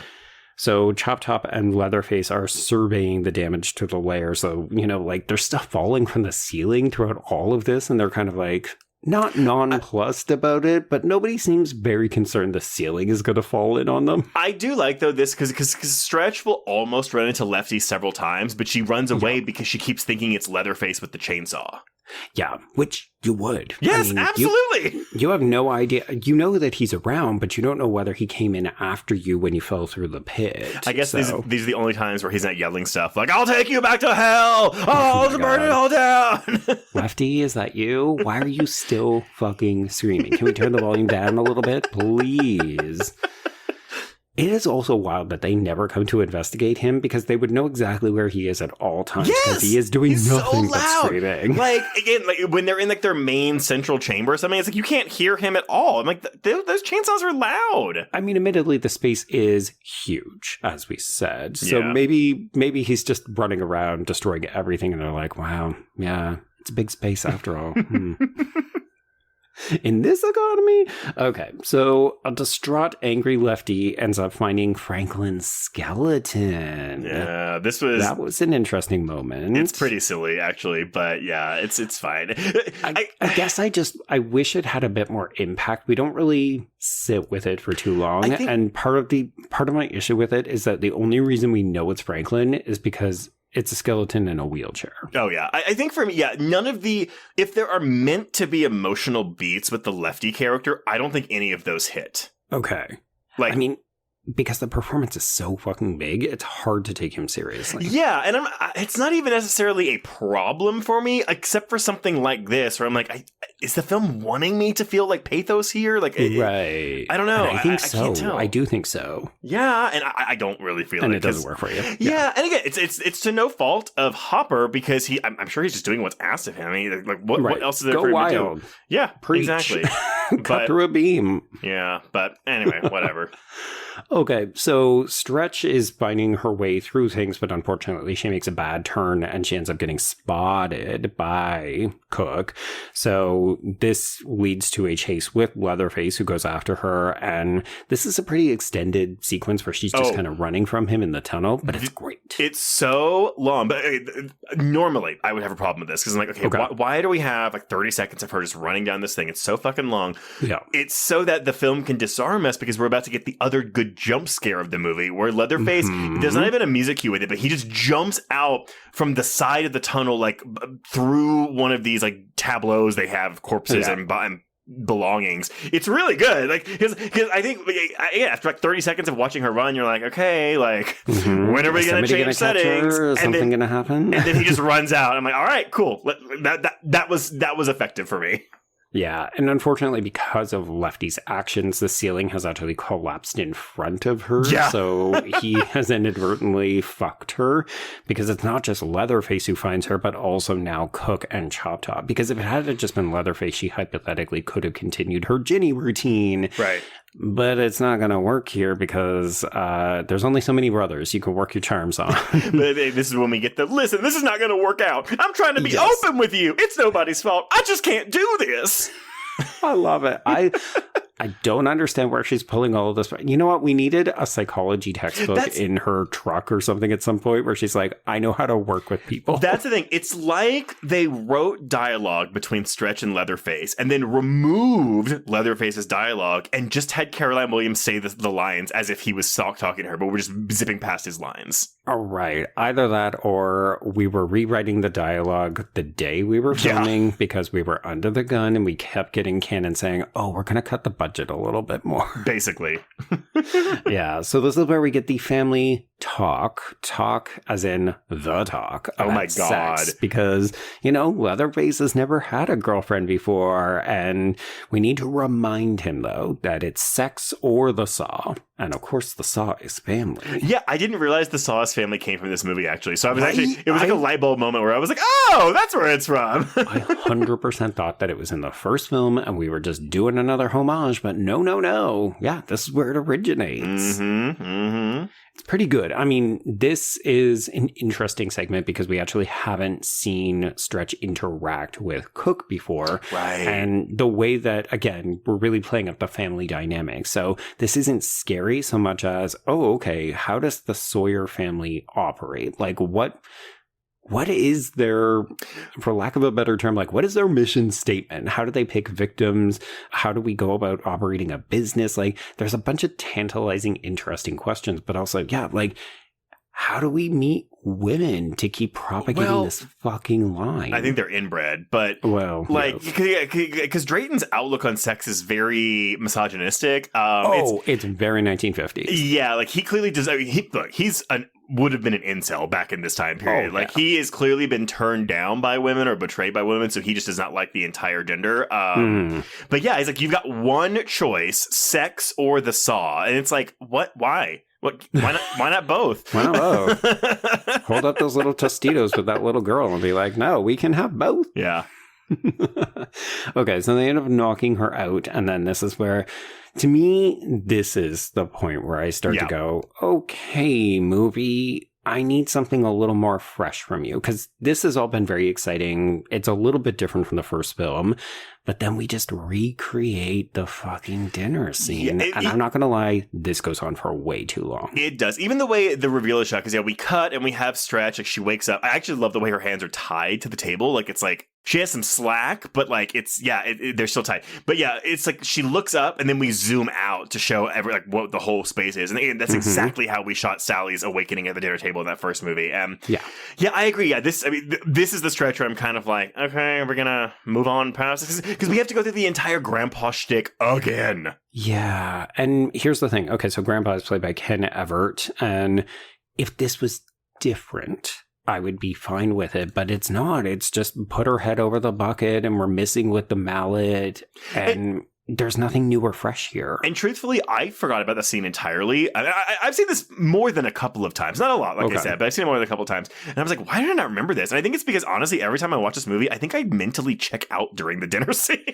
It just, because it's recreating but not adding anything new from the first film, I'm like, okay, well, we've already seen it and it's flawless in the first film. Like, it's so fucking scary in that first film. And it's really upsetting. Like, watching Sally get hit even a couple of times is nauseating. Whereas here, I can't tell if this is meant to be comedic because it doesn't it doesn't play funny. It just plays like an inferior version of the first film. But then you have the cook also. We get, again, a kind of more exposition here where the cook is talking about how the Atlas Company used to throw a big barbecue for Grandpa, but then they went to automation with electrified cages, air-powered head hammers, whatever, and Grandpa just quit going in because of the shame, and then we get this line, we was raised in meat. Mm-hmm. And but again, like, did we not... We knew that kind of already, didn't we? I thought so. Maybe it's because maybe Stretch doesn't know, so we have to reiterate it. I guess, yeah. Anyway, this all comes to a head when the ceiling falls in, and this is when Lefty arrives singing.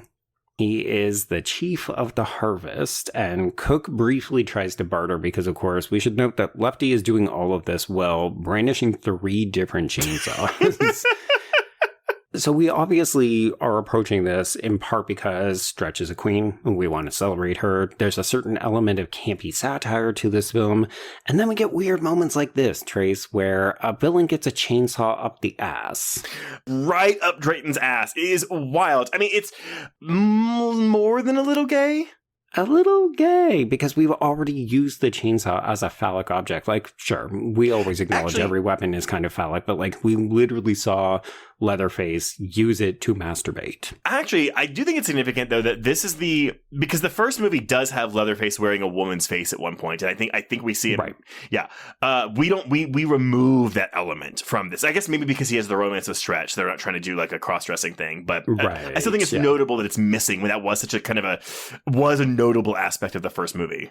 Yes, and of course becomes ever more present in the Next Generation. Yeah, it does. Yeah, it does.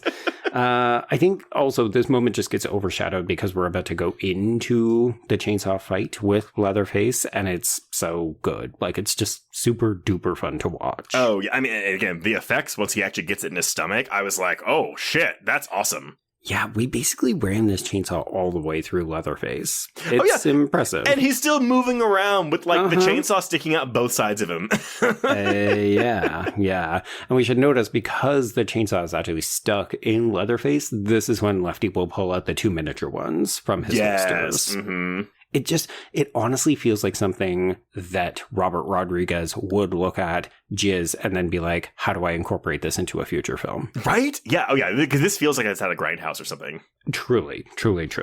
But none of this lasts because this whole time, Cook has been, tending to his wounded ass, but also he's got some kind of old-timey grenade that he's been saving. So we set that off and kill all of them. Well, because this is when the cook, after being, fucked up the ass of the chainsaw, he is down with a corpse. And again, this is meant to be Nubbins, the hitchhiker's corpse.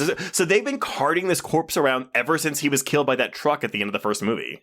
Which makes sense, because we've also got Grandma, as we're about to find out, with Chop Top and Stretch. So I guess we just truly never leave a family member behind. It is such a missed opportunity.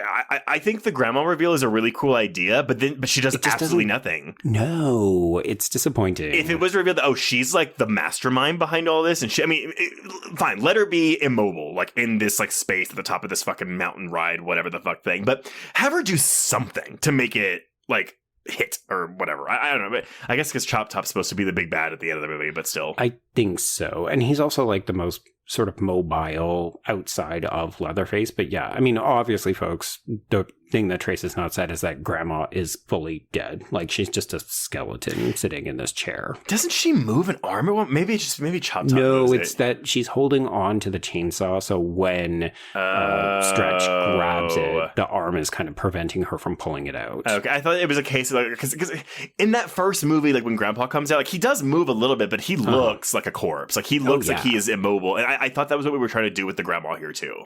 I wouldn't be surprised, but she definitely read as just fully dead. I think you're probably right. I think I was just like projecting. It still, I agree with you, feels like a bit of a missed opportunity because there's something impressive about the reveal, but then it comes to nothing. It's just, we've got a weapon that we can use here, and that's the reason it exists. But we have jumped over Chop Top cutting the fuck out of Stretch this whole time. So he chases her up the Matterhorn, and as we're making our way up these steps, he's slicing at her calves with a straight razor. Yeah. And then as she's trying to get this chainsaw out of Grandma and then start it, and she cannot get the motherfucker going because erectile dysfunction, he is slashing up her back with the straight razor. And he also, though, slices his own throat a few times. I think he does. It's shallow cuts, but it's still just, that is how croaker this guy is, that he's not afraid of hurting himself. And that's the hitchhiker, because the hitchhiker cuts his hand in that first movie. So again, we're doing the callback still, but yeah, I actually think Grandma doing nothing aside, like, this is pretty effective as a climax, like the final scene of the movie. And it's staged in different beats, right? So we've got Chop Top chasing her up, and then that's one part, and then we've got her trying to grab this chainsaw and get it started, and that's the second part, and then we've got to kick him over the edge so that we can wrap this up with a callback to the original film's ending, only instead of Leatherface doing his sexually frustrated dance with the chainsaw, we've got Stretch doing, I think, we already said iconic, I'll say it again, the way that this is shot from an extreme long shot as she is just up at the top of the Matterhorn, it looks like she has climbed a fucking mountain. Yeah, She's surrounded by blue sky. She's doing the chainsaw dance, and it honestly feels like the most empowered final girl moment I've ever seen in a slasher film. And I think too, like when we zoom out, it looks like a miniature, but you know it's not, because she's standing inside of it. Like it just looks really cool. I actually think this is a more iconic final shot than the actual final shot from the first movie. It just looks really cool. Well, there's something far more empowering. Like, this is almost more posed in a way. Mm-hmm. And I think it's really great for that and for the character and for women and that kind of stuff. The first film feels still frantic and manic and just like, oh God, this guy is so unpredictable and scary. This is a tableau in the second one, whereas that's not what we're doing in the first one, because it's not supposed to be so clean looking. Yeah, like, frame this picture and honestly, it kind of reminds me of the original poster for Star Wars, where Luke has the lightsaber. Oh, okay. I could not imagine that right off the top of my head, but okay. Oh my God, Trace. I mean, it's only one of the most famous posters of all time. Like the first Star Wars? Yeah. A New Hope. Mm-hmm. Okay. But it's not just Luke. It's like there's Darth Vader behind him and there's Leia in front of him and things like that. Oh, yeah. Okay. I mean, because it's very much coded on the old, like, pulpy science fiction novels. But, like, this idea of I'm power flexing with a weapon pointed at the sky. No, honestly, I'm looking at this poster. I'm like, I don't actually think I've ever seen. I've seen Star Wars, obviously, but I don't think I've actually seen this poster for it. Oh, really? That's wild. It's fine. Okay. But I do see what you were talking about, though. I do see it. Okay, but yeah, I mean, we don't linger on this victory. Oh, yeah, we're done. We have no idea what happens to Stretch, because, folks, we will never see Stretch again, because we just go straight into credits from here. Admittedly, I've only seen 1990s Leatherface, the Texas Chainsaw Massacre 3 once, but it is my least favorite movie in the franchise. I think it is. Okay, so I haven't seen that. Did I just misspeak? Is she in that? Do we know? No, she's not in it. No. Okay. No. Viggo Mortensen's in it, though. I mean, sometimes that's a selling feature and sometimes that's not. Viggo in horror, not a selling feature. He's like the Matthew McConaughey role in the movie. No. Yeah, that was a movie, I think it got like really fucked with the ratings board. Like they had to cut out so much stuff. Okay. But I remember watching and just thinking it was really boring. I talked to many people who like it and say I need to revisit it, but I just I thought it was the least fun out of all the movies that I had seen. Whoa, okay. Yeah. Interesting. Well, folks, if you have a difference of opinion and you think we should revisit it or at least check it out, do let us know. But that's Texas Chainsaw Massacre 2. 40 years. 40 years, man. Yeah. I mean, again, it's still the top half of the franchise for me, but above it would be the original, the remake, and Next Generation. But for sure. Absolutely. I probably have this ranked fourth. All right. That's pretty good. Mm-hmm. Yeah. But, all right, everyone. Well, before we announce what we're covering next week, some quick housekeeping. If you want to get in touch with us, you can reach us on Blue Sky and Instagram at HorrorQueers. Shoot us an email at horrorqueers@gmail.com. Find us on Letterboxd to keep track of all the films we've covered. If you want to chat with other listeners, please join our Horror Queers Discord. That link is in the show notes. If you have a moment, please rate and review us on Apple Podcasts or Spotify. And if you want more content, including ad-free main feed episodes, please support the show by becoming a patron at patreon.com/horrorqueers. If you subscribe today, you'll get 511 hours of Patreon content, including this month's new episodes on Hannibal Season 3, Episodes 7 and 8, Influencer, Teenage Sex and Death at Camp Miasma, Insidious Out of the Further, and an audio commentary on 2022's Fall in anticipation of the sequel hitting theaters next month. All right. But, Joe? Mm-hmm. What are we talking about next week? Okay, so we're moving into September, which means nothing. It's just September. Yay. I was like, is it something? No, that's the week after, folks. But no, we're going to cross off a movie that we have both talked about wanting to cover for quite some time, but we have just never pulled the trigger on it. So we're going to go from loud, manic, weird into very quiet, contemplative, but still feminine trace. So we're going to finally check out 1971's Let's Scare Jessica to Death. It's another anniversary. This movie's 55 years old. Jesus Christ. Yeah, this is going to be a first-time watch for me. And yeah, it's been on my to-watch list for years. So I'm excited to finally cross it off. There we go. Yeah, so that's next week. All right. Well, until next week, we can cross out The Texas Chainsaw Massacre 2. Indeed. And cross out horror queers.